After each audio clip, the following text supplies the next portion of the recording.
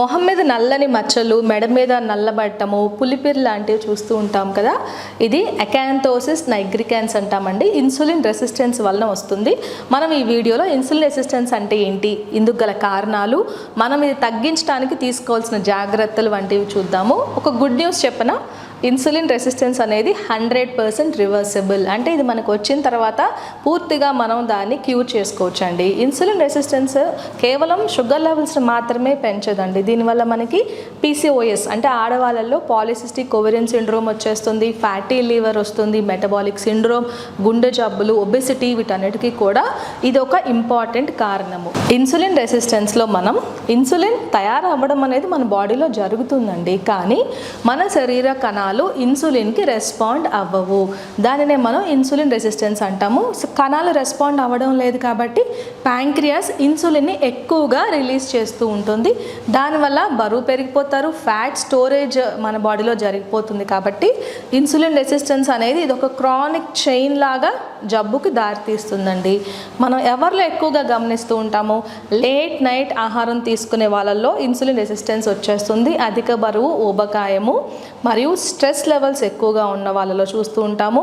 నిద్రపోని వాళ్ళు, నిద్ర పట్టక late night, mid night 1 o'clock 2 o'clock వరకు మేల్కొని ఫోన్ చూస్తూ ఉంటారు కదా, వాళ్ళల్లో ఇన్సులిన్ రెసిస్టెన్స్ త్వరగా వచ్చేస్తుంది.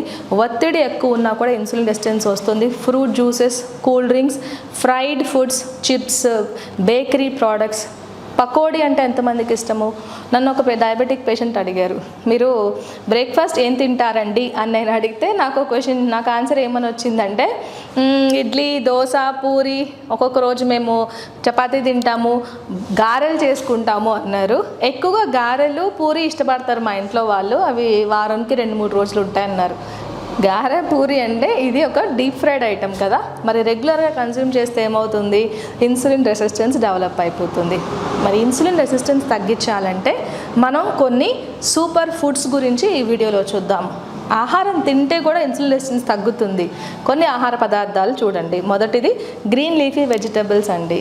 ఆకుకూరలు, పాలకూర, మనకు దొరికే తోటకూర, మెంతి కూర వలన ఇన్సులిన్ రెసిస్టెన్స్ తగ్గుతుంది. ఎందుకంటే వీటిలో మనకి మెగ్నీషియం అనే మినరల్ దొరుకుతుంది, ఫైబర్ ఎక్కువగా ఉంటుంది, విటమిన్స్ ఎక్కువగా దొరుకుతాయి కదా. ఈ మెగ్నీషియం అనేది ఇన్సులిన్ రిసెప్టార్ పనితనాన్ని పెంచుతుంది కాబట్టి ఇన్సులిన్ రెసిస్టెన్స్ తగ్గుతుంది.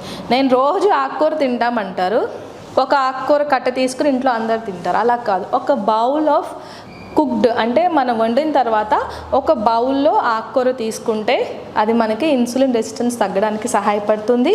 గ్రీన్ బనానా అంటే పచ్చి అరటికాయ తిన్నా కూడా మనకి insulin resistance తగ్గుతుందండి.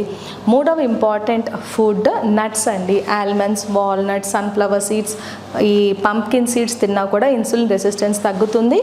Healthy fatty fish అంటాం కదా, sea fish, sardines, mackerel, salmon fish, వీటిలో మనకి omega-3 ఫ్యాటీ యాసిడ్స్ ఉంటాయి. దీనివలన బాడీలో ఇన్ఫ్లమేషన్ తగ్గిపోయి ఇన్సులిన్ రెసిస్టెన్స్ అనేది తగ్గుతుంది.